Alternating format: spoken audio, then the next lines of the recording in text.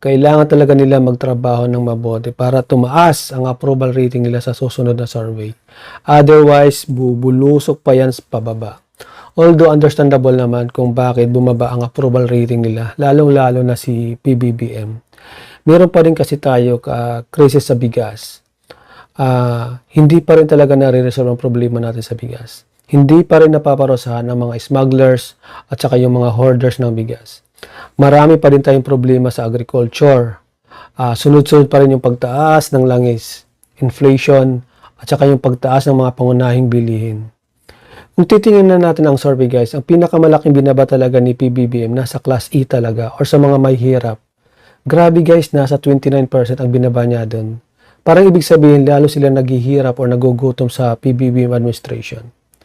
Buti na nga lang guys, kahit papaano natutugunan ang issue sa West Philippine Sea. Otherwise, sa tingin ko,